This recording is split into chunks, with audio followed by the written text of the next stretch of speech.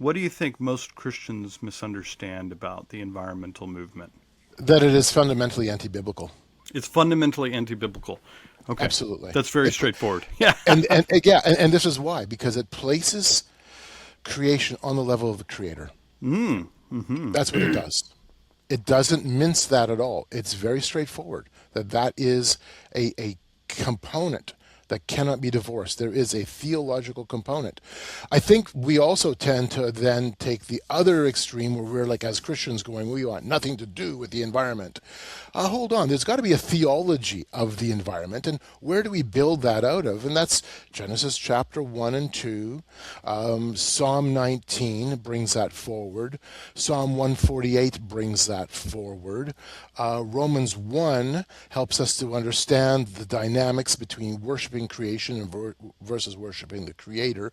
There is an understanding, a biblical understanding, that nature has value because of the one who made it.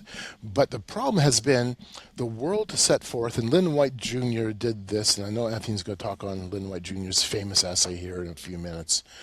Lynn White Jr.'s famous essay from 1967 leveled blame on Christians for ecological catastrophes and disasters. Historically, we always saw ourselves as Christians on the side of the good. All of a sudden, we realize that now we're actually the bad guys.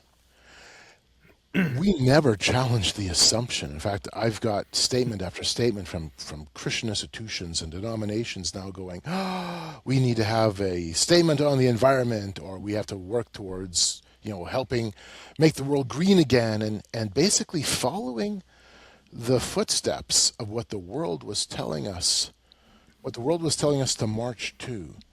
In other words, we never challenged the assumptions. We accepted the blame and then internalized their solutions. We've seen that at every academic theology conference since. No doubt. There's always somebody on the panel to tell us how the catastrophe is imminent and how responsible we are for raping Mother Earth. And it's true. It's true. It's like so many conferences, we hear that overtone, right? That's a common, it's still a very common theme that runs through contemporary theology. I was just, John Zizoulas, for example, he's the Eastern Orthodox theologian. In his Priests of Creation, I just read it last year, and he's kind of beginning with this assumption that the dominion thesis of Christianity is what has destroyed, or effectively the ideological undercurrent of what has brought about the destruction of nature and the like. And he says, well, I can't remember if he fully endorses it, but he certainly, he comes back around and he offers a kind of corrective and said, we need to think of this more along the lines of stewardship, and we need to be priests of creation rather than taking dominion like rulers of creation who can use it at our own disposal however we see fit, because the nature's for us as humans, right? And we can do with it what we please because we're higher on the creation hierarchy, right? So that's kind of the underlying narrative that much of theology just almost takes for granted. They just kind of presume it. Yeah, that's it. Right. So the question then becomes, what were the environmental problems of the early 1970s, late 1960s that would have required a fundamental shift in our values, our behaviors, and our ethics, and our politics? What was it, especially for us as Christians? What should we have wrestled with back then? Well, back then, if you go into the literature, especially the Environmental Handbook, published for the first Earth Day in 1970, which reprinted Lynn White's famous essay, it's overpopulation. We were going to absolutely be totally crowded out. By the 1980s and 1990s, the Earth is going to be destroyed. Yeah. Don't you know? It's all going to be gone. That was the intensity of it. The other thing that was the problem was global cooling and the coming of the new ice age. Well, okay, back in the 1970s, 1970 to be specific, what was the population? I think 3.7 billion people. We didn't destroy ourselves by the 1980s or 1990s because of 3.7 billion people. And all of a sudden, global cooling, a coming ice age, shifted to becoming global warming, and now it's just climate change. Yeah. But I mean, those so those are the burdens that we were supposed to put on our shoulders as Christians, change our outlook of Genesis specifically. This is an attack on Genesis, and then say to the world, we're on board with you. Whatever the solutions are, we're going to be a part of it. Whatever the worldly pagan solutions may be, or the pragmatic solutions, however, whatever, we're on board. What's interesting is when you take a look at Lynn White's his essay, I'm going to read you just a quick quote from it, and then I'll give you the solutions. And this is the solution found in the Environmental Handbook. So Lynn White's essay was republished in 1970. What we do about ecology depends on our ideas of the man-nature relationship. More science and more technology are not going to get us out of our present ecological crisis until we find a new religion or rethink our old one. ... No new set of basic values has been accepted in our society to displace those of Christianity. Hence, we shall continue to have a worsening ecologic crisis until we reject the Christian axiom that nature has no reason for existence save to serve man. So this is republished back in 1970. April 22nd, 1970 was the very first Earth Day. 20 million American youth participated in that. Okay? Thousands of high schools, colleges, and universities participated. This is the impetus to develop the U.S. Environmental Protection Agency. This is the cultural push behind today's environmental regulations. We go back to this. This is the starting point. This is where it lights the fire. So for the first Earth Day, and I don't have a copy of it here, unfortunately, a small publication came out called the Environmental Handbook. And I just read you Lynn White's essay from the first section of it. So on page 331, this is the suggested religions that should change the shape of the Christian thinking. Gnosticism, Teilhard de Chardin Catholicism, that was their wording, hip Marxism, Druidism, Taoism, witchcraft, Quakers, Sufis, Tibetan Buddhists, Zen Buddhism, shamans, anarchists, alchemists. It goes on to say all primitive cultures, all communal and ashram movements, life won't seem worth living unless one's on the transforming energy side. Hello, if that wasn't a shot across the Christian bow, I don't know what was. Yeah. Wow. Yeah, that's striking. Yeah. I'll add a little bit to that very thorough historical analysis that Carl just gave of, environmentalism since the 1960s, especially. I mean, just on this point of what was the major concern in the 1960s and 70s, what was the major burden that, future generations were going to have to bear, right? And I think was Paul Ehrlich? Was that the name? Yep. The population bomb, right? Yes. And so there were going to be too many people and resources would be scarce, right? And now, ironically, what is the big concern is rapid population depletion. We're not going to have enough people. Right. And the generations are going to get older and older, and there's nobody going to be there to care for them, except that maybe we can develop AI and robotic technologies so that all our aging population will be taken care of in the future. And not to mention concerns about entire ethnicities simply dying out, like the Japanese people. And this is, now this is the crisis. So it's like Ehrlich's population bomb thesis inverted. Yes. Right? Now we have a population crater. And all of this relates to, there are three, I'd say there are probably more, but there are three theological Christian doctrines, fundamental doctrines that people like Lynn White Jr. had in mind when he wrote the historical the historical, whatever, source of our current ecological crisis, whatever the full title was of the paper.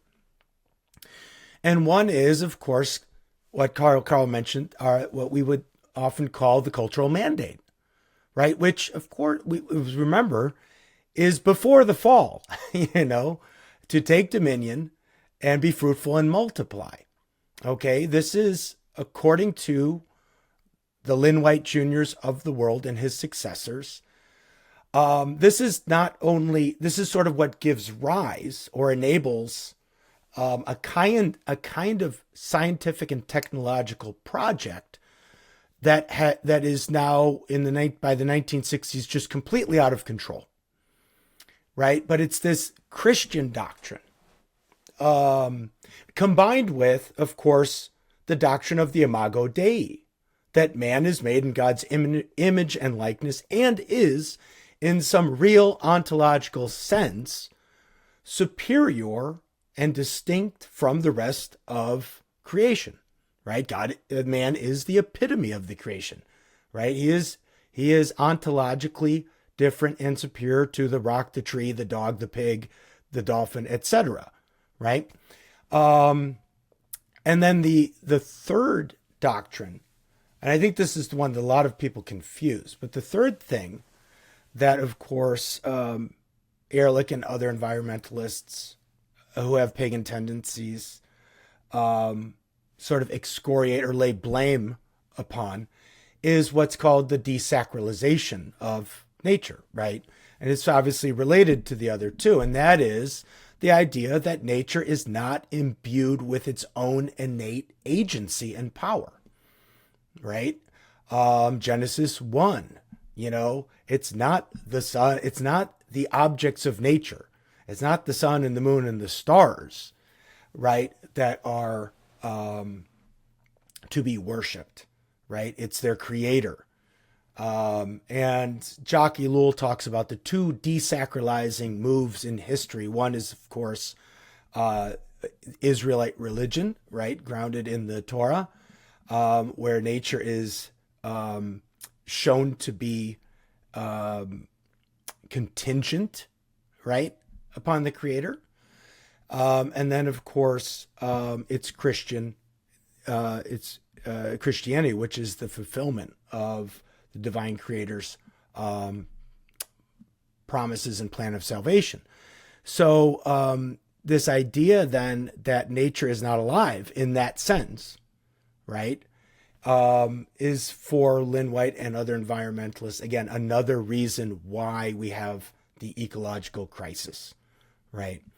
Now, I'd say we could extend this back in time, this turn to nature away from the transcendent God of the Bible. We could go back into the late 18th and 19th centuries and look at the Romantic period of German and English and French literary production and poetry, where nature starts to take on the attributes of the creator.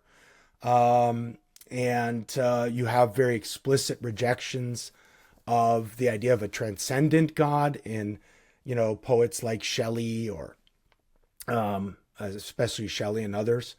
And then, of course, you got, Carl already mentioned Desjardins, who, of course, his process theology is sort of derivative from Alfred North Whitehead's process philosophy. And the idea of that, well, maybe there's sort of like a Christian God, but this Christian God is very immanent and, in fact, almost contiguous with nature itself, right? And this is sort of like the evolving, unfolding God of Hegel, right? So those are all even earlier influences, I think, that I'm assuming the people who started getting involved politically, like some of the men that Carl mentioned, that they were probably influenced by, these prior thinkers and this shift from the transcendent God of the Bible to a more immanent conception of the divine. Yeah, so there is a very definite spiritual dimension to the conversation around how we handle environmental issues, and the role in that environmentalism has played in shaping the values, the thought processes, and the behaviors, especially the last 50 years. But if you, my goodness, if you ever spend time in a public school, especially kindergarten to grade 8, and go and sit in, in reading time, and I've done this. I did a little bit of janitor work years ago in a public school, and it was like, oh, there's no end of books and stories about saving the earth, the importance of Mother Earth, and that becomes our purpose, our meaning. That becomes our value. I'm glad, Anthony, that you brought up Paul Ehrlich, because in the late 60s, early 70s, that was, of course, the big scare monster. That was the big boogeyman, overpopulation. Of course, then the Club of Rome came out with their Limits to Growth document, which not that many people in the West took it too seriously. I mean, there was, of course, some takers on the subject, but where it really landed was in China more than anywhere else. And China's one-child policy has, at least part of the explanation of it, lands in its response to the charges made in the Limits to Growth document. So all of a sudden, these ideas land in the world of real hard policy, national direction. Well, and from also from how this has interacted with the Christian world, and especially the world of Christian academics. I mean, so if you think of like the kinds of these sort of legacy families that were influenced by the overpopulation scare, the Rockefeller foundations, the Guttmachers, and so on. And so many of their programs were designed to and funded to offset, to build awareness about overpopulation and offset the coming crisis of overpopulation. And a lot of Christian institutions, academic and otherwise, got in bed with those organizations. I can't go into great detail, but one of them was my alma mater of the University of Notre Dame in South Bend, Indiana. And there's a very good book out by a family friend of ours, Father Wilson Miss Campbell, who wrote this will interest people who are in Christian academics, who wrote a book about Father Theodore Hesburgh, who was the president of Notre Dame for 50 years, I think, when it was all said and done. And he was one of these just guys. He had been everywhere, knew everybody, was in with all of the movers and the shakers in politics, economics, technology, and a lot of the types of groups that he interacted with, and that these, this was a guy who took the University of Notre Dame from a small parochial Catholic college in nowhere, Indiana, that just had a famous football team, to a cutting-edge research institute. And not to diminish the man, but there was a lot of, as Wilson Miss Campbell lays out in the book, there's a lot of compromise on sort of the Catholic character and the doctrines of the Catholic doctrines in lieu of these interactions with these major players and their understanding of the population crisis and what needed to be done about that. And one of the big areas of compromise was on the abortion debate, right? I mean, the Catholics have always been very strong on abortion, and the immorality of it, right? Strongly against it from conception on, right? And compromises in language were made, people have been invited over the decades to speak at Notre Dame, to get awards at the university, to get honorary doctorates, who were pro-abortion. And a lot of it really was tied in with this idea that we have to sort of respond. This is one of those bad responses. We have to respond to this environmental crisis, right, of the academic elite. And so there, yeah, it's an interesting story there, but so the that those political entities and their view of what the environmental crisis was going to be really did affect and shift a lot of Christian thinking. Oh, yeah, absolutely. I mean, after 1970, after the first Earth Day and this charge that was laid against Christians, and it wasn't just by Lynn White, it was the entire movement was pushing that direction. The National Council of Churches endorsed that Earth Day. And then in the 1970s, you had declarations coming out from the Evangelical Lutheran Church. You had declarations coming out from the Methodists. The Episcopal Church had put out declarations supporting Earth Day. And then the one that was kind of like, I think, again, from that shot across the bow perspective, St. John the Divine with James Morton holding the first Sunday, S-U-N, Sunday service in 1979. I'll read you his statement on making his church green. And, of course, the Cathedral of St. John the Divine, it was kind of like the flagship for the Episcopal Church in America. And this is what he wrote, or what he said. I would say, let's talk about the suffering of the earth, the passion of water.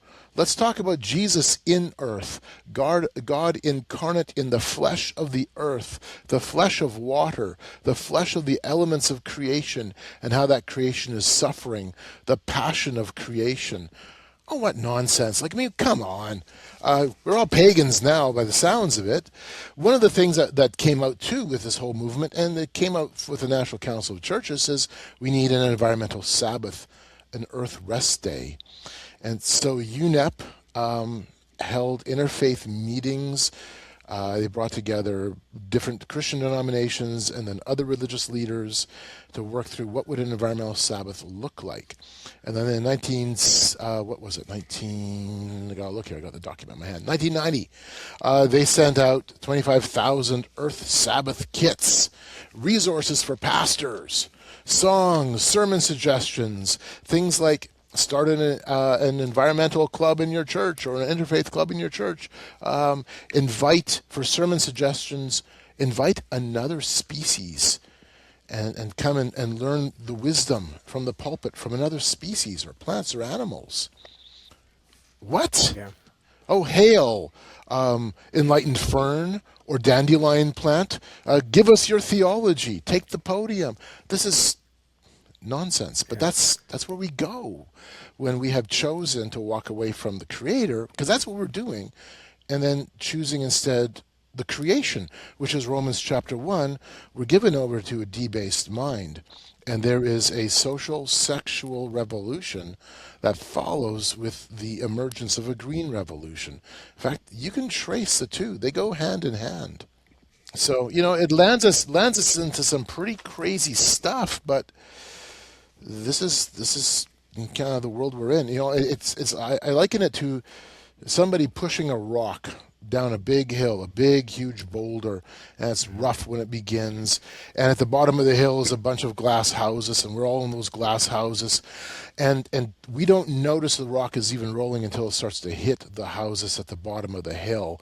And by that time, the rough edges have been smoothed over, and it looks good. We might even applaud the rock coming to hit us, because look how shiny and beautiful it looks.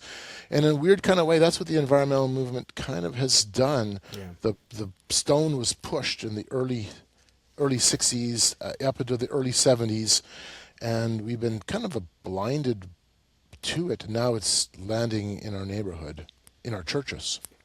It's been very sophisticatedly done and presented. So there have been, the first time it struck me, and this was before I got saved. This is before I became a born again Christian. I was still culturally Catholic at the time, but the first time I started to realize that the environmentalist movement was not a bunch of atheistic, materialistic, lab-coated, A.J. Ayer-inspired sort of scientists, that it had a deeply spiritual component to it. I was actually working at Fort Bragg. I was at my first duty station at Fort Bragg, North Carolina, the 18th Airborne Corps, and I was sitting in a TOC, Tactical Operations Center, preparing slides for the commanding general. and we were watching news. We were watching news from around the world, and it happened to be that the 2009 global conference on Copenhagen conference on climate change was going on. I think a colleague of ours, why is his name? Carl, you know who I'm talking about, Cornwall Alliance founder. Oh yeah, yeah. Oh golly, that's Cal horrible. Beisner. Yes, Cal thank you. Beisner was there Yep. because I talked to him about this years after I met Cal, or we had a couple interactions and did a podcast with Cal, and he's like, "Oh, I was there," but I was watching this live as it was happening, and there was an opening ceremony.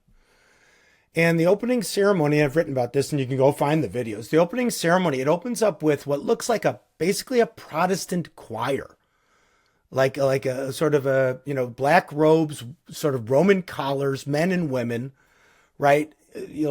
Lined up, sort of semicircularly, in sort of what would look like a Protestant choir, ready to sing hymns and psalms to God. But then they get on their knees and prostrate themselves before a tree, right? And they sing psalms that really, they start singing what sounds like hymns, but they are hymns to the goddess. They're hymns to the earth. They're prayers and incantations to the creation, right? But it's done in almost a Christian form. The form almost looks churchy, right? But the content was thoroughly earth religious and pagan. So those kinds of moves have been made as well. And this has drawn Christians in, I think, to this idea that, Christian theology is wrong on these issues.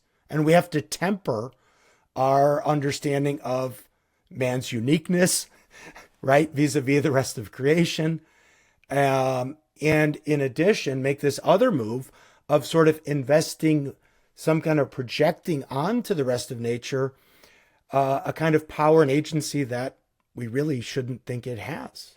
Mm-hmm. Yep. No, that's right.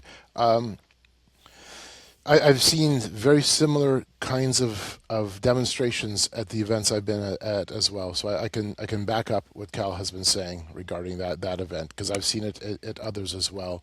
One of the more bizarre ones was when the Earth Charter was publicly introduced in 2001, September, when the Twin Towers went down and the attack happened in New York City and the Pentagon. The same time, the Earth Charter was being introduced in, I believe it was Vermont, at an international ceremony. And the Earth Charter is literally placed within an Ark of the Covenant, a physical ark with the poles. It has the charter inside because the charter is a holy text. Mikhail Gorbachev likened it to a new 10 Commandments. He was one of the orchestrators behind it. Gorbachev had his own sense of spirituality. It's quite interesting. Not Christian, that's for sure. And then they carried it on their backs. They carried it on their shoulders from Vermont to downtown New York City. They were going to take it to the United Nations building, but because of the 9/11 situation, they weren't able because of security, the security issue. But here we go. I mean, it looks Christian. It looks biblical. It's an ark with poles. I'm sorry, you're plagiarizers. That's what you are. You didn't get that idea out of your own head.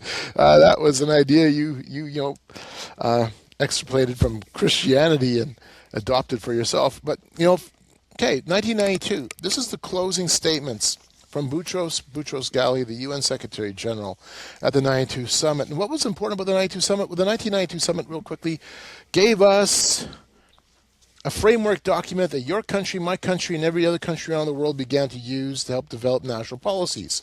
Agenda 21. It gave us the Convention on Biological Diversity, and I have a copy. Oh, darn, it's over there. It's out of my reach. It gave us the Convention on Climate Change, which is why we've got national policies pushing. That's where it comes from. That's where it emerges from. So Boutros Ghali closes the conference, the Rio Summit, by saying this. I should like to conclude by saying that the spirit of Rio must create a new form of good citizenship. And I think I may have read this in our first meeting together. I can't remember. I've used this quote so often. Doesn't matter. After loving his neighbor as the Bible required him to, post-Rio man must also love the world, including the flowers, birds, and trees, every part of that natural environment that we are constantly destroying. Over and above the moral contract with God, over and above the social contract concluded with men, we must now conclude an ethical and political contract with nature, with this earth to which we owe our very existence and which gives us life. To the ancients, the Nile was a god to be venerated, as was the Rhine, an infinite source of European myths, or the Amazonian forest, the mother of forests. Throughout the world, nature was the abode of the divinities that gave the forest, the desert, or the mountains a personality which commanded worship and respect. The earth had a soul. To find that soul again, to give it new life, that is the essence of Rio. So when you go through, let's say, the conventional biological diversity, and like I said, I got it over there, it's a whopping, if you had it in letter-sized paper, it's a whopping 18 pages long. Like, whip-de-doo. It doesn't say a lot. It talks about creating natural areas where there be limited human use, which is a red flag right there. But then they give you a interpretation of those 18 pages that goes on and on and on. The Global Biodiversity Assessment, which says that Christianity is, again, to blame. So 18 pages gets interpreted to like the size of a forest. And then at the end of this 1,100-page oversized document, it's heavy. They go, oh, we're not quite done interpreting these 18 pages yet. So they interpret it with another 1,800 pages on the cultural and spiritual values of biodiversity, with beautiful little hymns and poems and readings, and I'll just recite to you. And again, Christianity is the problem over and over again. So here's an example. We belong to the webs of being, to earth, to Gaia. We belong to and are inseparable from our culture, from one another, from Gaia. We are interdependent with all that is. It goes on and on and on. Cultures built on values other than belonging are doomed to self-destruct. A culture built on domination of the earth and all the animals therein is doomed to disappear. A culture based on self-interest is doomed to disintegrate. A culture based on survival of the fittest will not survive. A culture built on competition will destroy itself. We can no more separate ourselves from belonging, from Gaia, and remain viable culture than an oxygen atom can separate itself from hydrogen atoms and retain the qualities of water. In fact, it goes on to say the goal of this is a prefix to it, the goal of the world's religions, especially those in the West, aka Christianity, must be to examine and redefine their genuine purpose. It's just politics, right? No. Yeah. Let me add this, a couple more quotes from Lynn White's paper that are more theologically oriented too. I mean, this is one of the main. Well, he was a historian, but where he's directly contrasting ancient paganism and Christianity, right? And where he says, I quote the paper, God planned. This is the God of Christianity, the biblical God. God planned all of this, all of creation, explicitly for man's benefit and rule. No item in the physical creation had any purpose save to serve man's purposes. And although man's body is made of clay, he is not simply part of nature, he is made in God's image. Christianity, in absolute contrast to ancient paganism and ageist religions, except perhaps Zoroastrianism, not only established a dualism of man and nature, but also insisted that it is God's will that man exploit nature for his proper ends. At the level of the common people, this worked out in an interesting way. In antiquity, every tree, every spring, every stream, every hill had its own genius loci, its guardian spirit. These spirits were accessible to men, but were very unlike men. Centaurs, fauns, and mermaids showed their ambivalence. Before one cut a tree, mined a mountain, or dammed a brook, it was important to placate the spirit in charge of that particular situation and to keep it placated. And here's the key conclusion. By destroying pagan animism, Christianity made it possible to exploit nature in a mood of indifference to the feelings of natural objects. End quote. So to boil it all down to the basic thing, when we use technology or modern science to do something to nature, we are, if we don't do it right, we are hurting the feelings of those other living, conscious beings that are ontologically really no different than we are. Okay, we're hurting their feelings, right? What was the famous book, the crying plant, or this, and then I remember seeing a grunge band back in the day, the Screaming Trees, right?